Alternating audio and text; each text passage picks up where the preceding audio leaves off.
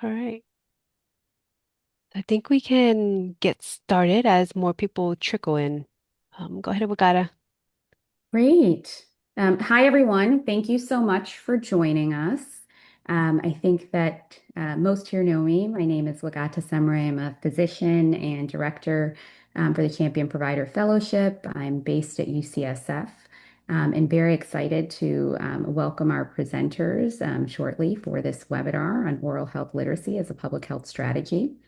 Before we dive into that, we'll have a few announcements and want to remind you to make sure to check your audio and let us know if you're having any trouble. Yes. Hi, I am Nancy. I am the project manager for the Champion Provider Fellowship. I'm just going to go over some housekeeping. So all attendees will be muted for the presentation.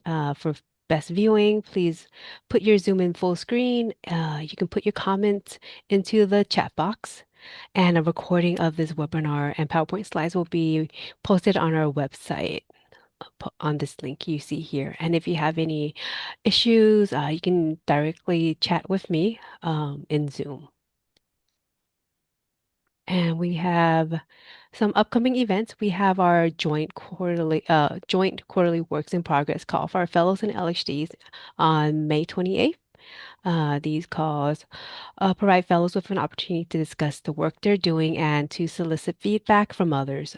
So even if you don't have projects or work to discuss, we encourage them to listen in and participate in the discussion. Sometimes it's useful to like listen in and, advice just comes out. And we also have our Champion Provider Fellowship virtual meeting on June 11th from 12 to 3 p.m. And we will be sending out the registration link to our fellows and LHDs. And I will pass it back to Wagata. Hi, everyone. So I'm happy to officially introduce our presenters, including two of our Champion Provider Fellowship alumni. So first, I'll introduce Dr. Arlet Arratoonian, who brings over 20 years of experience in clinical practice, academia, and public health leadership. She holds a Master of Science in Health Systems and has served as an educator both at USC and Western University of Health Sciences. Her work focuses on advancing healthcare equity through medical dental integration and community oral health advocacy. Our other champion provider fellow who is presenting is Dr. David Ty, who's the dental director at West County Health Centers and a UCSF champion provider fellow alum who's dedicated to integrating oral health into overall chronic disease prevention. He leads collaborative teams in Sonoma County focused on improving healthcare access and literacy, particularly within rural communities. And a graduate of both UC Berkeley and UCSF, his work emphasizes scalable models that empower community organizations to support healthier generations. And we're also excited to welcome Dr. Susan Ivey, who's an adjunct professor at UC Berkeley and co-PI at Health Research for Action. She brings over 40 years of clinical experience in family medicine and public health and is an expert in health policy and healthcare disparities, focusing on designing interventions for underserved populations, particularly in chronic disease prevention and health informatics. Throughout her career, including her long-term tenure as medical director for the city of Berkeley, she has remained a dedicated mentor and advocate for integrating quality improvement strategies into real-world practice. So very excited to welcome all of these presenters, and I think we have a great presentation that lies ahead. We'll allow some time for discussion at the end of the presentation and Q&A, so please feel free to save those questions or put them in the chat. Thank you so much. I appreciate that introduction. And I just say that Arlet and David are two of my favorite champions. So they also participate with us in a statewide set of communities of practice for oral health literacy. So we're kind of building off a little bit of our momentum there, but also elevating the work they've done in their own practices and settings to integrate this type of work for oral health literacy in many settings. Next slide. So these are us three, the presenters. We've already been introduced, so I think we can probably pop by that one. We don't have any conflicts of interest to disclose. And we're going to go over basics of oral health literacy and introduce California's Oral Health Literacy Toolkit, which is a product of Health Research for Action and the California Department of Public Health Office of Oral Health. Then we'll talk about advancing medical dental integration through oral health literacy and unique approaches Arlet's used, and then oral health approaches used in school, community settings, and public health initiatives, which is a great spectrum of all the different ways that these types of skills can be applied in the real world. Next slide. So what is oral health literacy and why does it matter? Probably a lot of you are familiar with the term health literacy. Next slide. And that emerged in medicine in the 1990s. And then as a kind of following group of that was constructing oral health literacy as an emerging terminology in the early 2000s. There are many ways to improve oral health literacy, and the American Dental Association strongly advocates for practices to adopt oral health literacy techniques. Next slide.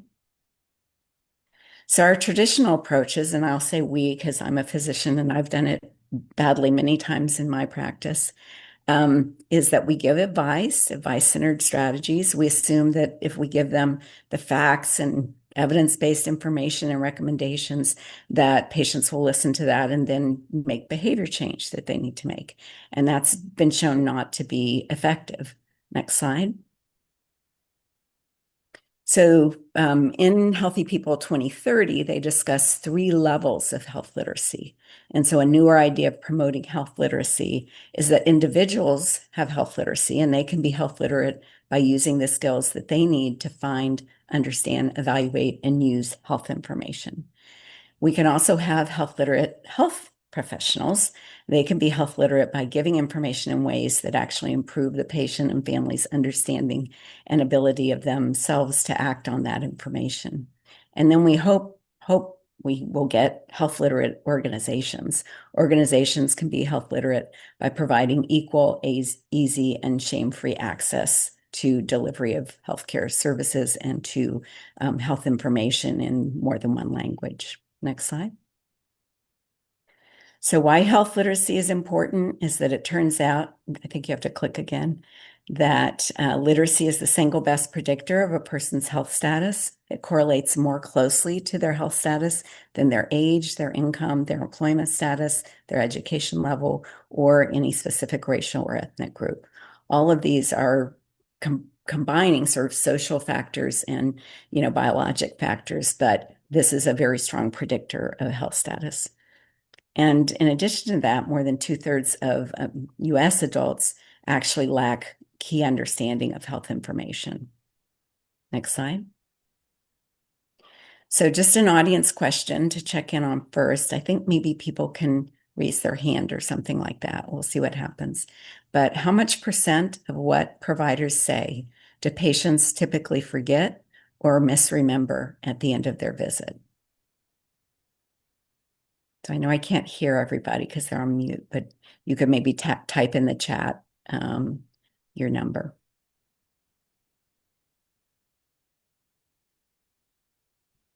And I don't know if I can see the chat, but let me know. Okay, well, people have a number in their head. So next slide. Next slide. We had a 10% to 40. The chat was apparently disabled, so we have a few people that chimed in. Great. Thank you. Well, it's actually 50 to 80% of what we say to our patient that is misunderstood or forgotten at the end of the visit, which is really pretty astonishing. It means at least half of what you said didn't get where you hoped it was going. Next slide. So how oral health literacy helps patients is that it's been shown to be associated with lower rates of dental caries and periodontal disease, more use of oral health and dental preventive services, better patient participation in their own care, and that people are more likely to get the care they need. Next slide. So a critical construct is also this notion of trying to be as universally accessible as possible, instead of trying to tailor everything you say to a specific person's health literacy level. So using plain language, We know it's not always clear what is and isn't plain language, but using simple everyday words, using several smaller words to describe a medical or dental construct instead of a longer or medical terminology, to break information into small chunks, we call chunking, as you're talking with patients instead of the lecture style that a lot of us are kind of prone to. And then making sure that whatever the most important information you need to say is one of the first things you say. Next slide. And how oral health literacy helps in dental practices is that by adopting these techniques into your practice, you can improve relationships with your patients by increasing comfort and trust. You can increase patient loyalty to the practice, and that encourages patients to return. You can increase their adherence to instructions if they understand them better. And you can improve equity of care by making the practice more accessible and more welcoming to all patients. Next slide. So about 5 years ago, we produced an oral health literacy toolkit that was a partnership between UC Berkeley's Health Research for Action and the California Department of Public Health Office of Oral Health. It consisted of doing a lot of interviews around the state initially to gather in information and then creating separate sections of the toolkit that we thought would be helpful as dental and oral health workers moved forward with adopting these health literacy principles. Next slide. So this is just a clip of a page. We have several different sections of the toolkit, but it's designed to help providers understand how oral health literacy affects patients, to understand the need to arrange language services so all patients have appropriate language access, to learn basic oral health literacy principles and then adopt them into dental practices, and to create a shame-free and patient-centered environment. Next slide. There's also what's called an oral health literacy guidebook that is for providers that goes through steps that you can use. And a lot of our dentists have used this as kind of a CQI approach or guide to go through steps to integrating this into practice as a go slow, start little, grow bigger. So it helps people connect better with their patients, discover their own best practices. Not every practice is the same. Implementing oral health literacy at every touch point. And it has scripts and templates that you can use in additional languages for your staff to practice these vignettes, to learn how to use teach back and some of these best practices in oral health literacy. Next slide. And what are our providers saying about the toolkit? We have a number of our own dental champions as well as our community of practice co-facilitators throughout the state. This is one of them, Leslie Latham.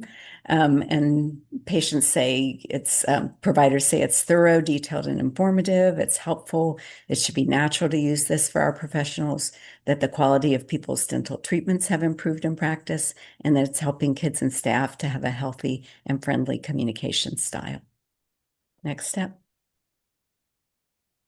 Now I'm going to hand this over to Arlet, who is one of the implementers, and I think of her as an early adopter of these kinds of approaches because she's been busily integrating that into her own practice. Arlet? Hi, everyone, and thank you for joining us, and thank you, Dr. Ivey, for that great presentation. So I think that we can all agree that historically oral health has long been separated from the rest of healthcare, and this has resulted in a lot of missed opportunities to prevent disease and promote this whole person health. Next slide, please. And if we understand that oral health has historically been separated from rest of the healthcare, then we see the impact of that separation more clearly. When we start looking at utilization data, for example, in LA County, only about half of the Medi-Cal enrolled children receive dental care each year. And for adults, the numbers drop even further to roughly 20 to 30%. Next slide, please. So after looking at the utilization gaps, the next question is, why is this happening? I think to move forward, we really have to take a two-part approach. I have been working on a project with LADPH and the Oral Health Division, and the first step was to understand what are some of these barriers to this integration. And what we saw is that oral health has been siloed, not because people don't care, but because of how the systems are designed. So next slide, please. So based on that, the approach really had two parts. The first is addressing those operational barriers, things like referral workflow, tracking system, warm handoffs. But the second, and what we're focusing on more today, is the gap in how we communicate oral health. We're not consistently reinforcing oral health literacy beyond the dental settings. And that matters because if patients don't hear and understand the message, referrals don't turn into completed care. So yeah, so we need to take a closer look at that. Next slide, please. We need to expand oral health literacy beyond the dental chair. And at the same time, we need to empower the patients. Integration is not only about building a referral pathway, it's about ensuring patients understand, trust, and act on those referrals. So what are some things we can do? Next slide, please. One important step to move forward is to expand oral health literacy beyond the clinic and the general community. And for example, we have to work with the medical side or with our local school nurses where they do school screenings. We should meet with the school nurses to give short presentations about oral health literacy and why it matters, and train them on how to use the toolkit. So not only educate them, but also train them on some of this available toolkit so they can also use it. So they know, if they know why oral health literacy is important, then they become very good partners for us. They could guide the families, and they really will be able to connect children to dental care. And ultimately, that's the goal, to make sure oral health is part of everyday health conversation in our community or in our medical setting, and not siloed. Next slide, please. So adapting OHL and teach-back technique can help. It can enhance patient relationships. It can encourage follow-through with dental referrals or any kind of referrals, in fact, and it can increase adherence through clearer instructions. And that would ultimately improve equity of care by making services more accessible and inclusive. Next slide, please. So since Dr. Ivey already explained OHL and its impact, let's talk briefly about teach-back. So in terms of health literacy, universal precautions, it means it equals to using clear, plain language and always using teach-back and working with qualified health interpreters. So when we do teach-back, really, we're asking patients to explain instructions in their own words. Teach-back checks how well the provider explains something, and it works with interpreters or bilingual staff, and it also promotes health equity through health literacy. Next slide, please. A simple and straightforward approach to teach-back is sometimes called chunk and check.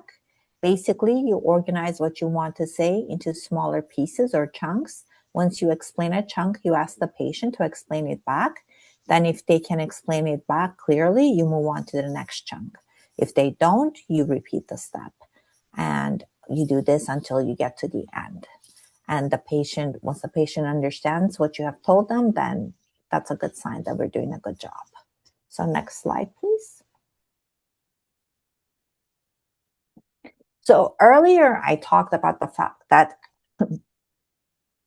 teach-back and OHL could also be done in medical school, but I also acknowledge that there's a lot of barriers.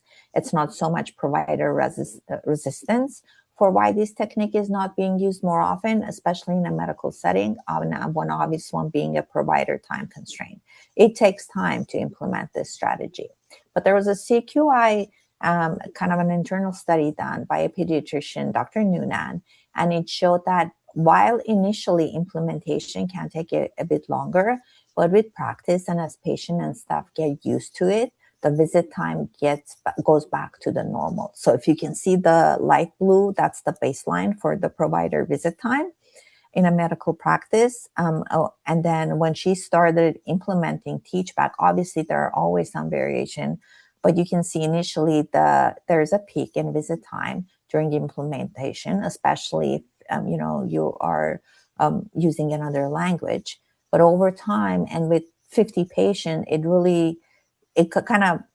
plateaus and it goes back to baseline. It doesn't really affect the visit time that much. And sometimes it is even lower. I see some areas where it's even lower, and that could just mean patients are understanding things faster and clearer now. So the visit time is not really going that much. Next slide, please. So there's also a Teach Back toolkit for communication practice for Teach Back, and it also has vignettes you can use to practice this skill. Next slide, please. So now I just quickly want to take a moment and share my experience in this area. I really wanted this integration to not just be theoretical. We had a large population of pediatric patients that they were not being seen on the medical and were literally next to each other. It's an organization that has co-dental. So we decided to convert one of the pediatric rooms to do same day dental exam on the same day of all child visits. But the real shift wasn't just to create a room to do exams. It was to standardize oral health literacy and try to develop an operationally sustainable workflow. We wanted to train our RDAs and then also cross-train some of the medical staff on OHL and Teach Back. Next slide, please.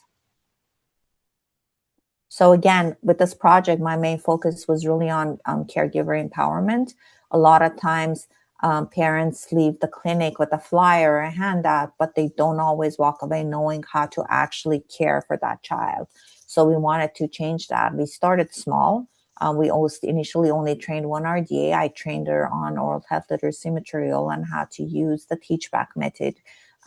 So we made sure that instead of just telling the parents brush twice a day, the RDA would demonstrate, then ask the parent to show or explain it back. That way we could make sure that they really understood what to do when they got home.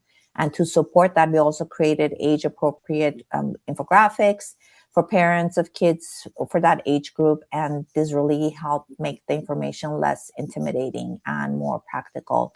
And then in a few months, we expanded our project to older age group, 3 to 5 year olds. And at the same time, we trained the rest of our RDAs, dental assistants, and then eventually cross-train some of them, the medical assistants who see these families during child. That way, no matter who parents were talking to, they were getting the same clear, consistent message about brushing and oral health. Next slide, please. So after we launched the Teach Back, I wanted to kind of track whether it was actually making an impact and if it changed patient behavior. So due to lack of time today, I will only focus on our first measure, and that was follow-up and retention. I looked at whether families who were actually coming back for follow-ups and recalls and their next visit appointments more after we implemented this OHL and Teach Back. And in one of our offices at Bell Garden, I pulled the data, and for 0 to 3 year olds, our kept appointment rate did go up from 22% to 37%. And while I can't say it's exclusively because we implemented oral health literacy or Teach Back, I do believe taking the time to clarify next steps and checking it with caregivers helped us a lot. And that's it for me. Thank you for listening, and on to Dr. Tai. Oh, and that's my references, yes. Oh, thank you, Dr. Arlet. That was a really great presentation. For me, I will be speaking on approaches in promoting oral health literacy at schools, communities, settings, and public health initiatives. And this slide right here is an example of how our dental department at West County Health Centers created a community event called Tooth Talk to increase oral health literacy in our community. If you actually look on the right of this slide, one of our dental hygienists created a visual display of the amount of sugar of common beverages consumed in our community, which include the amount of sugar in the beverages at our local schools. And so this really was a great opportunity for us to continue our conversation of a public initiative called Rethink Your Drink at a community outreach level. And so that's what we did. Next slide. And so our Tooth Talk event created an opportunity for the community to meet our dental staff outside our scary four walls and allowed for patients who may have dental anxiety or past negative dental experiences to see we're not that scary. And this provided an Ask Me Anything space of how our dental clinic looked, the technology we used, the live interpretation services by qualified interpreters we offered to make language not a barrier, what dental services we offered, and how to access our services. It gave us a space to give literacy of how to access an access coordinator, get emergency care regardless of pay, and literacy of what sliding scale is so they can access our dental services. We had prizes, toothbrush kits, played the Rethink Your Drink game that you can see on the right side, gave opportunity to talk about the benefits of a water flosser, electric toothbrush, go over some OHI, and gave a space for oral health literacy to be attained for both the unserved and the underserved community. So next slide. And so Project Floss, Fostering Lifelong Oral Systemic Success, is a project our department created to provide oral health literacy in a school setting. And we had tabling events at our local elementary school. We provided information about how we can help with completing kindergarten oral health assessment forms throughout the year at our clinic. And once again, gave out toothbrush kits and prizes bundled with an oral health literacy conversation and an opportunity to ask us anything about improving oral health or attaining our dental services. And our dental department also hosted 4 high school teachers for an afternoon and educated our teachers on how our dental clinic operated, what is the pathway for a dental career, and equipped our high school teachers with a broader scope of oral health literacy to pass along to their students. So next slide. And this is an example of a kindergarten oral health assessment form. Next slide. And so our dental department at West County Health Centers also partnered with our local high school to provide a paid internship opportunity for a junior or senior high school student. We figured our oral health literacy also needed to be relatable across generations. So we hired our first community dental program coordinator, a junior in high school with aspirations of a future career in sports medicine. Not only did she learn oral health literacy, but she learned hands-on about public health dentistry, medical dental integration, and the importance of community outreach, which led to her even writing a news article for her high school of her experience in our dental clinic. And so that's just a quote that I put from her. It says, "This opportunity at West County Health Centers has given me tremendous growth in my own development as a person, and I will continue to use my communication, empathy, and passion to lead me through life as I explore my future in healthcare." And next.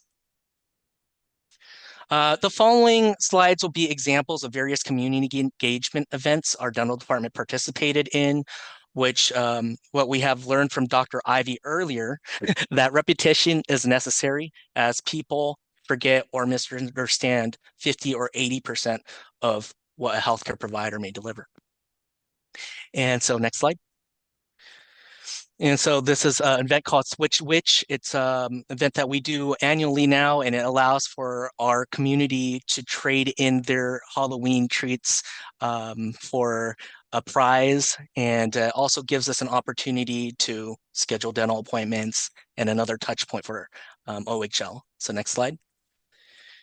This is a spooky little block party where enabled us to pass out toothbrush kits alongside community-based organization partners who are giving out treats. So next slide.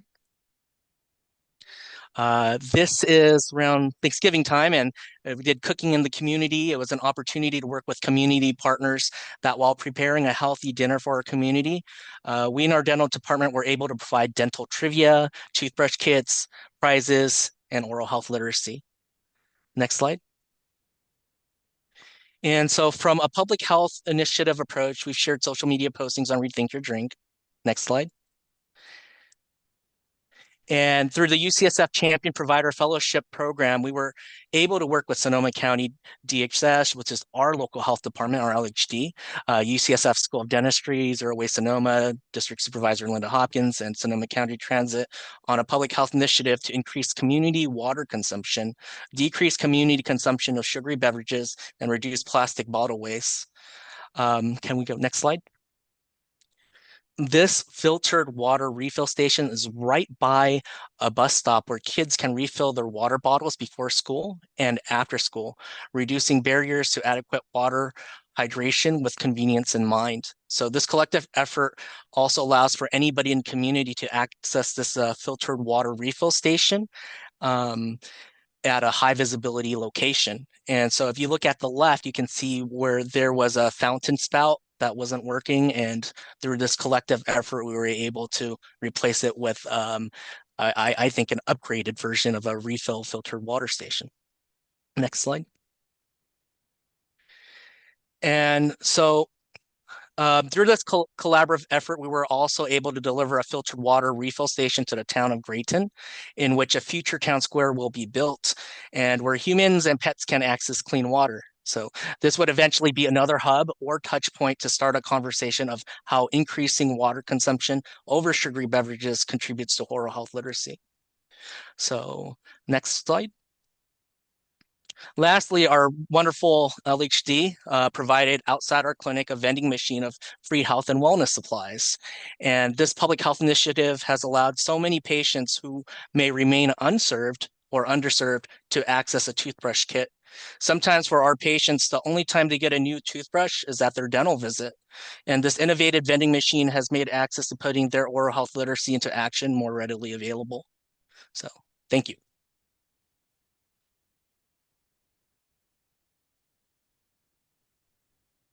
I think Q&A, pass it back to Nancy. Thank you. Thank you all so much. Really wonderful presentation. We will open it up to questions. I do see one that came in while you're presenting in the chat. And maybe, Georgia, we can unmute you if you'd like to ask your question live.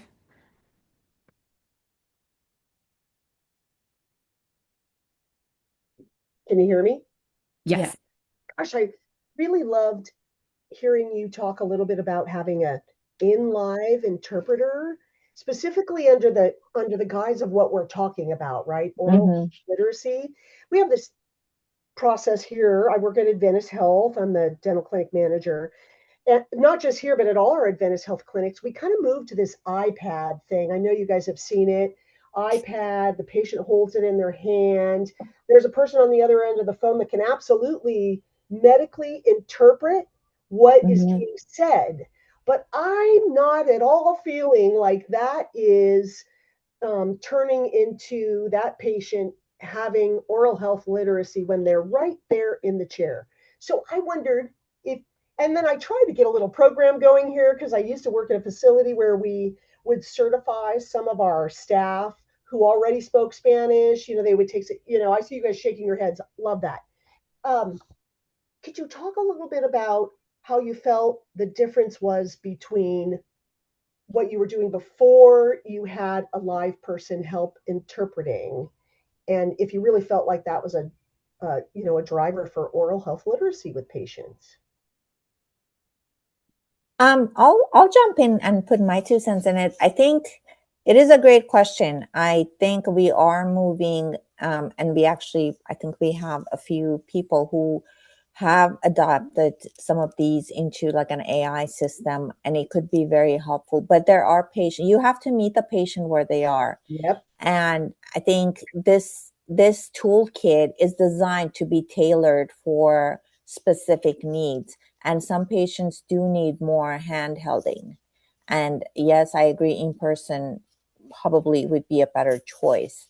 So understanding that, the strategies are there and it has to be tailored, and we have to meet the patient at what they are. But that's my 2 cents on it. And I'll say on behalf of the toolkit, we do have a patient focused little guide called Going to the Dentist. in 4 languages for, common California languages. So we have English, Spanish, we have simplified Chinese text, Chinese language, and we have Vietnamese now. So those are available, from the Kotak website. You can download those and print them if you need one of those languages. Obviously, that's not every language that comes into a clinic. At my own clinic, I was always just astonished how variable it could be. I might have a family from Tibet and only one person speaks English and there is no interpreter quickly available online. So I'm sure you've all had those kinds of experiences. But I really think the idea of having some level of trained staff is really helpful. And so one of the goals of these vignettes, which also are in those same languages, is you can say to yourself, like, I know it takes practice to implement this thing, teach back. You have language skills already. Here's a way for you to practice applying your own language skills to this construct of teach back.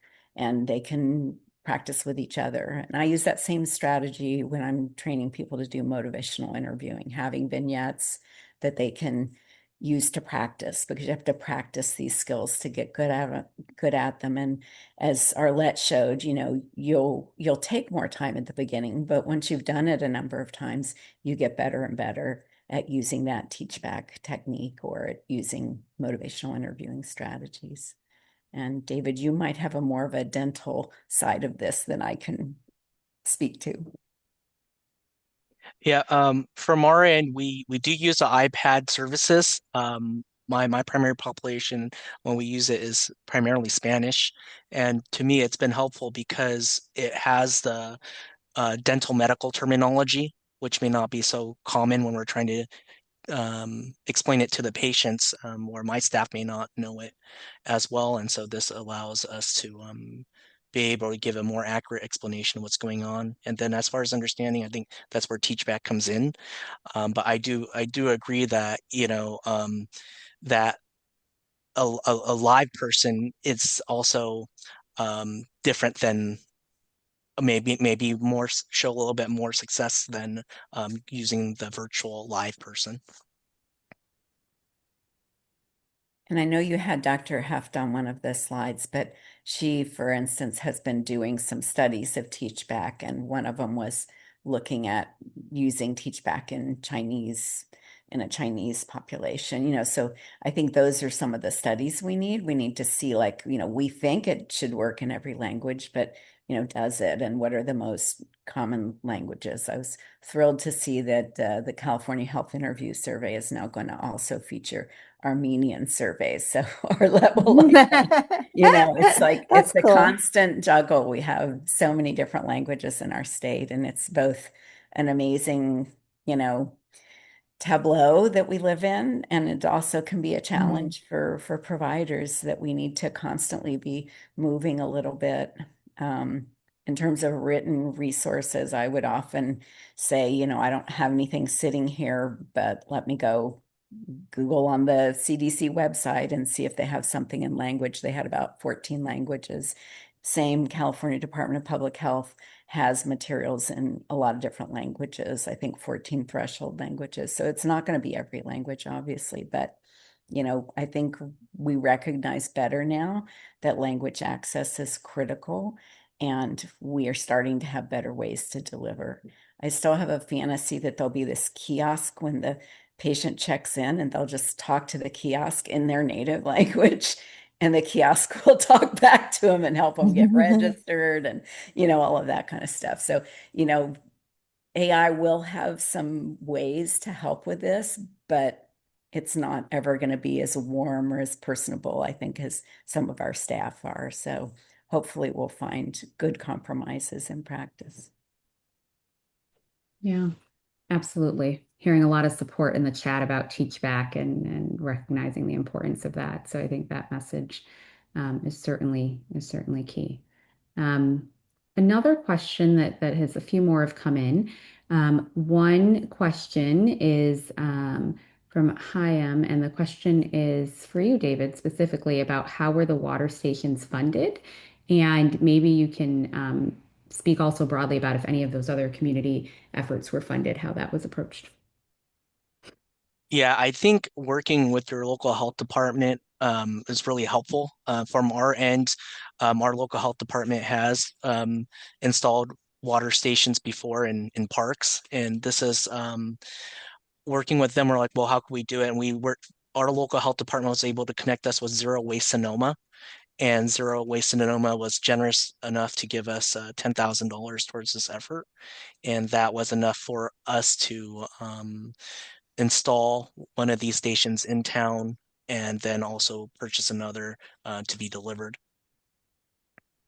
I would also say there's other grants like Cal Recycle or different grants that you can look for and apply for, but just whether it may work in your timeline or not, it's some work that needs to be done, but it's out there to support these causes and how you can creatively braid it into your project of what you want to do. And so that's what we did for our water station here. Great. Thanks, David.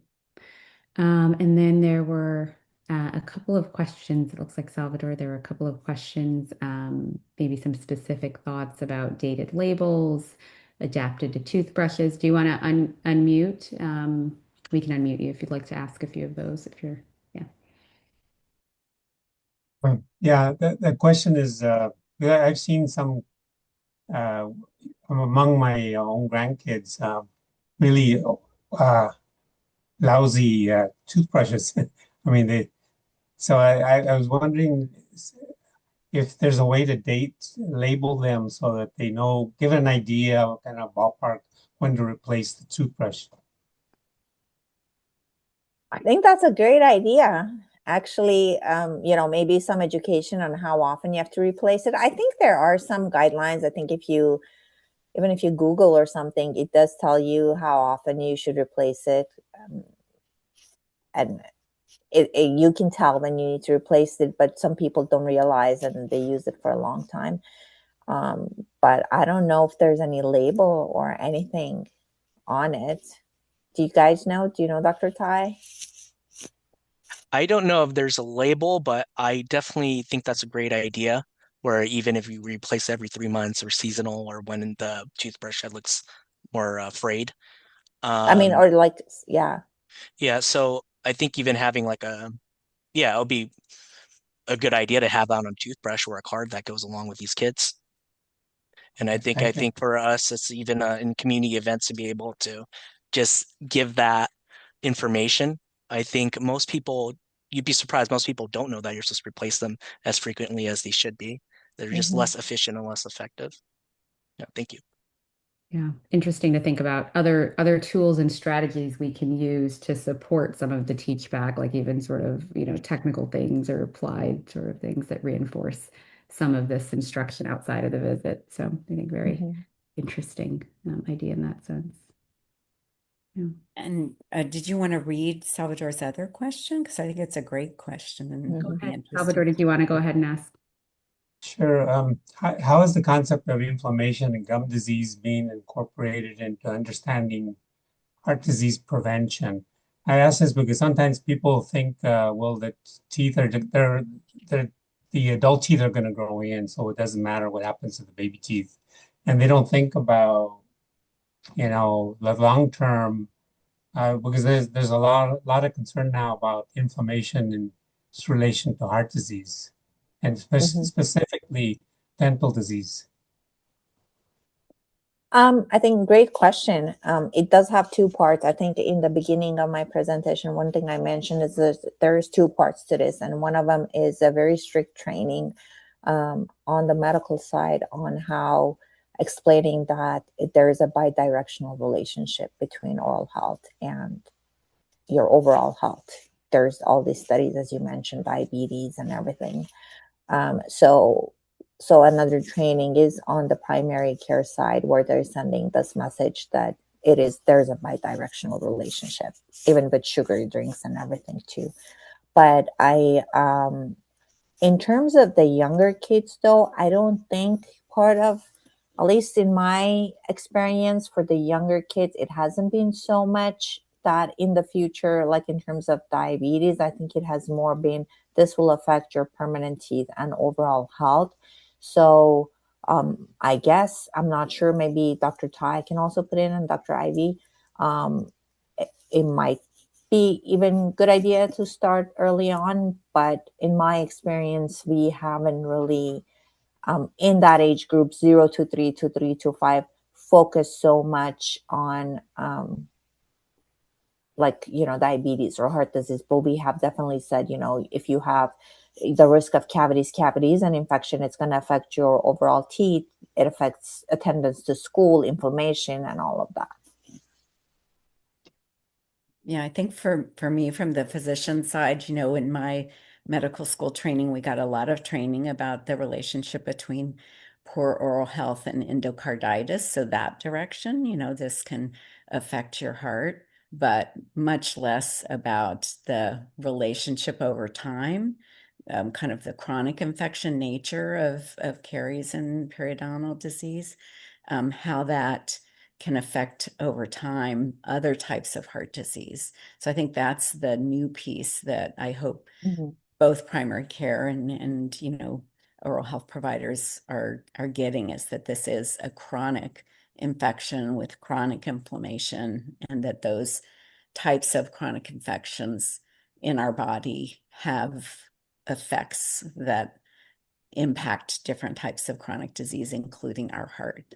And so I do think that's a really important piece. I know, again, Dr. Heff did a little bit of study on the connection between poor oral health and, kind of causation of type 2 diabetes, which again, we are seeing that in children as we have more overweight and obesity. We're seeing, type 2 kind of reach down earlier, but we also have obviously type 1 diabetes that often is acute onset and is, very much often follows a viral infection, stuff like that. So I haven't seen research that so much links the type 1 diabetes to an oral infection, but that doesn't mean it doesn't happen. I mean, I didn't know there would be long COVID when the pandemic started. So these ongoing infections in our bodies are things we're still learning a lot about and are really important. And how we will be able to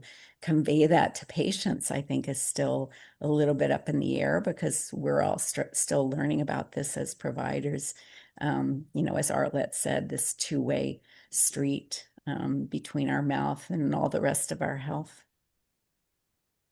Absolutely. Yeah. And I think a big reason that the Champion Provider Fellowship was formed, and, intentionally bringing physicians and dentists together to say that this is something that needs to be recognized. Okay, invite me to that lecture, okay?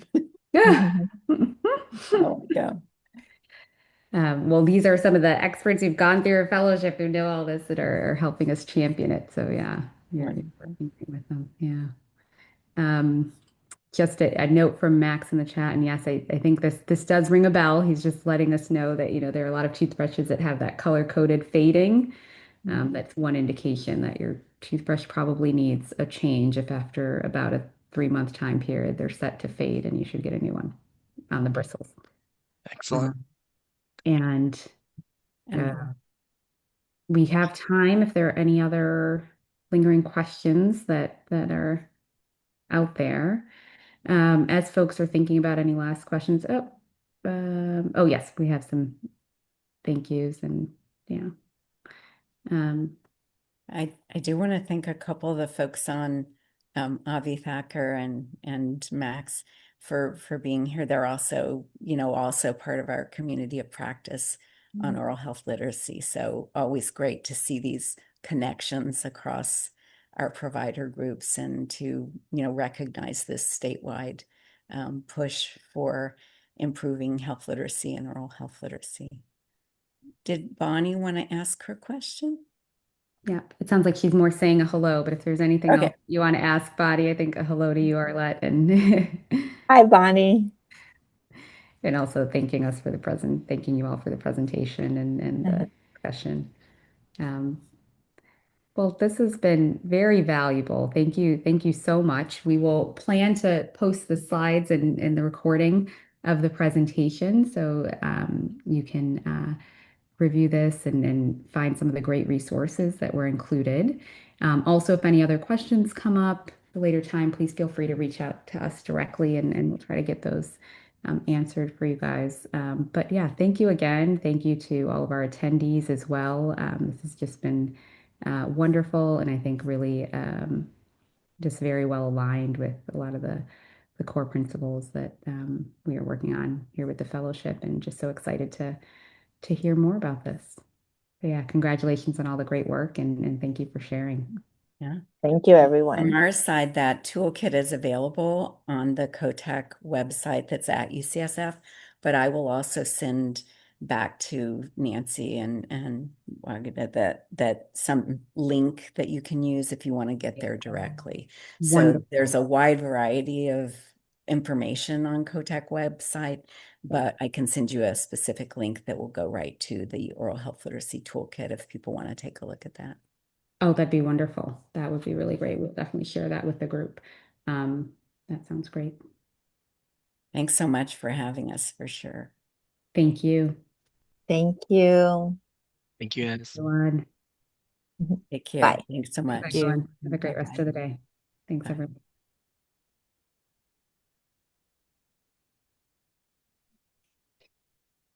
Alrighty. Thanks, Nancy.